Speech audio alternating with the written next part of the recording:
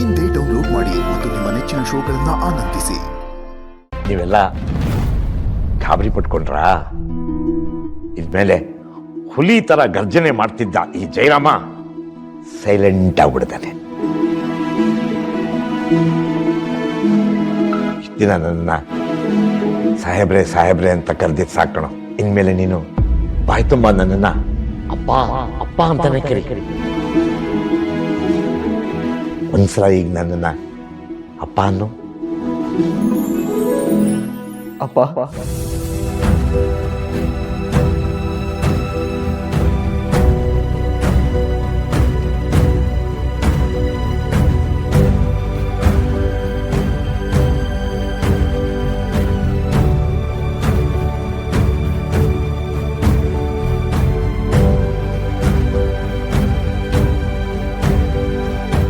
ಇನ್ಮೇಲೆ ನನಗೆ ಮಗ ಅಲ್ಲ ಕಣಪ್ಪ, ಮಗು. ಇಷ್ಟು ದಿನ ನೀನೇನೇನು ತಪ್ಪು ಮಾಡಿದ್ಯೋ ಎಲ್ಲ ಮರ್ತ್ಬಿಡು. ನಿನಗೆ ಸಮಾಜಕ್ಕೆ ಒಳ್ಳೆ ಪ್ರಜೆಯಾಗಿ ಮನೆ ಒಳ್ಳೆ ಮಗನಾಗಿ ಬೆಳೆಸೋ ಜವಾಬ್ದಾರಿ ನಂದು. ನೀನೇನು ಯೋಚನೆ ಮಾಡಬೇಡ. ನಿನ್ನ ಸಾಧನೆ ನೋಡಿ ಪ್ರಪಂಚ ನಿನ್ನ ಹೊಗಳದೆ ಹೋದ್ರೂ ಪರವಾಗಿಲ್ಲ, ನಾನು ನಿನ್ನನ್ನು ಹೊಗಳ್ತೀನಿ. ತಗೋ, ಊಟ ಮಾಡು.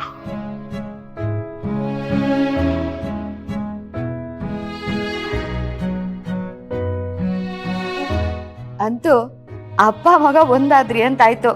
ಅಣ್ಣ, ನಿನ್ ಮಗನ್ ಮೇಲೆ ಪ್ರೀತಿ ಜಾಸ್ತಿ ಆಗ್ತಿದೆ, ಈ ತಂಗಿನ್ ಮರಿಬೇಡ. ಯಾಕೆ ಹಾಗಂತೀಯ? ನಿನ್ನ ನಾನು ಬೈಬೋದು, ಆದ್ರೆ ಮನ್ಸಲ್ಲಿ ಪ್ರೀತಿ ಹಾಗೇ ಇರುತ್ತೆ. ನಮ್ ದೀಪು ಮದ್ವೆ ಆದಾಗ್ಲೂ ನಾನು ಇಷ್ಟೊಂದು ಖುಷಿಯಾಗಿರ್ಲಿಲ್ಲ. ಆದ್ರೆ ಈ ಖುಷಿ ಜೊತೆಗೆ ಸಮಾಧಾನನೂ ಆಗ್ತಾ ಇದೆ. ಊಟ.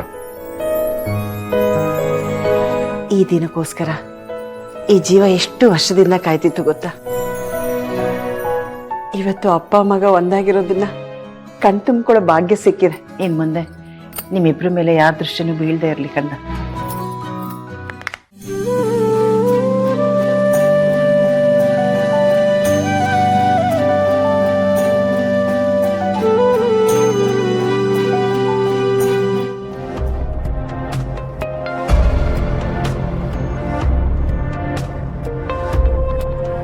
ಏನ್ ದೀಪ, ಇನ್ನೂ ಮಲಗಿಲ್ವಾ? ಬೆಳಗ್ಗೆ ಆದ್ರೆ ಶೋ ಸ್ಟಾಪರ್ ನೀನು ಅನ್ನೋದನ್ನ ಮರಿಬೇಡ. ಇಂಥ ಟೈಮಲ್ಲಿ ನೀನು ಚೆನ್ನಾಗಿ ನಿದ್ದೆ ಮಾಡಬೇಕು, ಆರಾಮಾಗಿ ರೆಸ್ಟ್ ಮಾಡಬೇಕು, ಇಲ್ಲಾಂದ್ರೆ ಸ್ಕಿನ್ ಟೋನ್ ಹಾಳಾಗುತ್ತೆ. ಅರ್ಥ ಆಯ್ತಾ?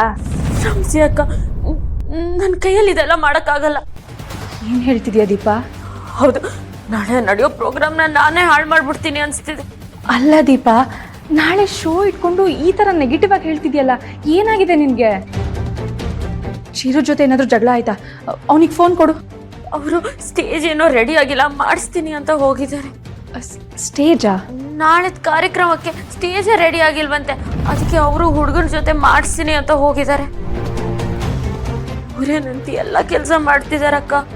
ನೋಡಿದ್ಯಾ, ಚಿರುಗೆ ಶೋ ಬಗ್ಗೆ ಎಷ್ಟೊಂದು ಆಸೆ ಕನಸಿದೆ ಅಂತ ಇದ್ರಲ್ಲೇ ಗೊತ್ತಾಗ್ತಿದೆ. ಇಂಥ ಟೈಮಲ್ಲಿ ನೀನು ಈ ಥರ ಹೇಳ್ತಿದ್ಯಲ್ಲ. ನಿನಗೆ ನಾನು ಎಲ್ಲ ಟ್ರೈನಿಂಗು ಕೊಟ್ಟಿದ್ದೀನಿ, ಎಲ್ಲದರಲ್ಲೂ ಚೆನ್ನಾಗೇ ಕಲ್ತಿದ್ಯಾ, ಆದರೂ ಯಾಕೆ ಅಪಸ್ವರ? ಅಕ್ಕ, ನನಗೆ ನನ್ನ ಮೇಲೆ ನಂಬಿಕೆ ಬರ್ತಿಲ್ಲ ಅಕ್ಕ.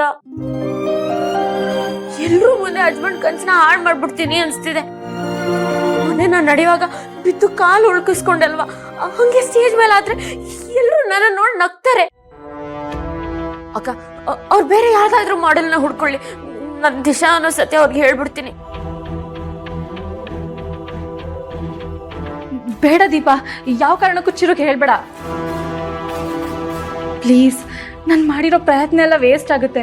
ಅವನ ಪರಿಸ್ಥಿತಿನೂ ಸ್ವಲ್ಪ ಅರ್ಥ ಮಾಡ್ಕೋ. ಇಲ್ಲ ಅಕ್ಕ, ಎಲ್ಲ ಹಸ್ಬೆಂಡ್ಗೆ ಹೇಳ್ಬಿಡ್ತೀನಿ. ಏನ್ರಿ ಅದು ಹೇಳ್ತೀನಿ ಅಂದಿದ್ದು?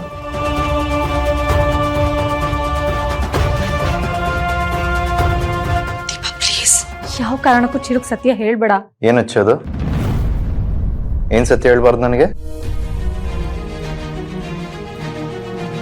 ಹಸ್ಬೆಂಡು, ನಾವು ನಾಳೆ ನಡೆಯೋ ಕಾರ್ಯಕ್ರಮ ಬಗ್ಗೆ ಮಾತಾಡ್ತಿದ್ವಿ. ಇವತ್ತು ಇಷ್ಟೆಲ್ಲ ಸಮಸ್ಯೆ ಆಗೋಯ್ತಲ್ವಾ, ನಾಳೆ ಕಾರ್ಯಕ್ರಮ ನಡೆಯುತ್ತಾ ಇಲ್ವಾ ಅಂತ ಗಾಬರಿ ಆಗ್ತದೆ ಅಕ್ಕ ಅಂತ ಹೇಳ್ತಿದ್ದೆ.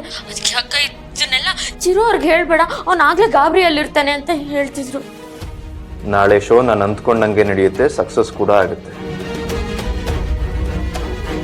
ಆಗಲೇ ಹುಡುಗರು ಬಂದು ಕೆಲಸ ಶುರು ಮಾಡಿದ್ದಾರೆ. ಇನ್ನೇನು ಫೈನಲ್ ಟಚಸ್ ಅಷ್ಟೇ ಬಾಕಿ ಇರೋದು. ಆ ಡಿಸೈನ್ ತೋರ್ಸಕ್ಕೆ ಲ್ಯಾಪ್ಟಾಪ್ ಬೇಕಿತ್ತು ಅಂತ ತೊಗೊಳಕ್ಕೆ ಬಂದೆ. ಏನಚ್ಚು ಕರೆಕ್ಟ್ ಅಲ್ವಾ ಹೇಳಿದ್ದು? ಹಾಂ ಚಿರು, ನಾಳೆ ನಿನ್ನ ಶೋಗೆ ಯಾವ ಅಡೆತಡೆನೂ ಬರದೆ ಎಲ್ಲ ಚೆನ್ನಾಗಾದ್ರೆ ಅಷ್ಟೇ ಸಾಕು. ನೀನು ಸುಮ್ಮನೆ ಮಾತಲ್ಲಿ ಹೇಳೋದಲ್ಲ, ನೀನು ನನ್ನ ಜೊತೆ ಇವೆಂಟಲ್ಲಿ ಇರಬೇಕು. ಖಂಡಿತ ಬರ್ತೀನಿ. ನಾಳೆ ನಿನ್ನ ಲೈಫಲ್ಲಿ ಮೇಜರ್ ದಿನ, ಇದನ್ನು ನಾನು ಮಿಸ್ ಮಾಡ್ಕೊಳ್ತೀನಾ? ಬರ್ತೀನಿ. ದೀಪಂಗೆ ಫೋನ್ ಕೊಡು. ಶೋ ಪರ್ಫೆಕ್ಟಾಗಿ ನಡೆಯುತ್ತೆ ಅಂತ ಅವ್ರಿಗೂ ಹೇಳ್ಬಿಡು. ತೊಳ್ರಿ. ಥ್ಯಾಂಕ್ಸ್ ದೀಪಾ. ಎಲ್ಲಿ ಚಿರುಗೆ ಎಲ್ಲ ಸತ್ಯನೋ ಹೇಳ್ತೀಯ ಅಂದ್ಕೊಂಡಿದ್ದೆ. ಚಿರು ಕನಸಿನ ಈ ಶೋನ ಸಕ್ಸಸ್ ಮಾಡೋದು ನಿನ್ನ ಕೈಲಿದೆ. ಎಲ್ಲನೂ ಒಳ್ಳೇದೇ ಆಗತ್ತೆ. ನೀನು ಧೈರ್ಯವಾಗಿರು. ಸರಿ ಅಕ್ಕ.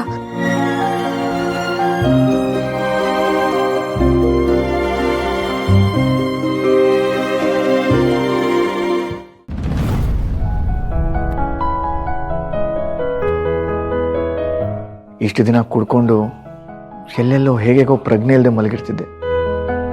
ಆದರೆ ಇವತ್ತು ನಮ್ಮಪ್ಪ ನನಗೆ ಜೋಪಾನವಾಗಿ ಆರೈಕೆ ಮಾಡ್ತಾ ಇದ್ದಾರೆ. ಪ್ರಪಂಚದಲ್ಲಿ ಇದಕ್ಕಿಂತ ಇನ್ಯಾವ ಸೌಭಾಗ್ಯ ಇದೆ ಅಲ್ವಾ ಅಪ್ಪ? ನೀನು ಕುಡಿತಿದ್ದೆ ಅನ್ನೋ ಒಂದೇ ಒಂದು ಕಾರಣಕ್ಕೆ ನಿನ್ನ ಆ ಜನ್ಮ ವೈರಿ ಥರ ನೋಡ್ತಾ ಇದ್ದೆ. ಇನ್ಮೇಲೆ ಅದೆಲ್ಲ ಏನೂ ಇಲ್ಲ ಮಗ. ನೀನು ಮಾಡಿದ್ದೆಲ್ಲ ಮರ್ತ್ಬಿಡು.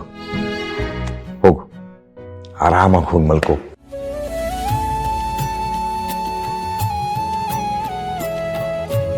ಗುಡ್ ನೈಟ್ ಅಪ್ಪ. ಶುಭರಾತ್ರಿ ಮಗನೇ.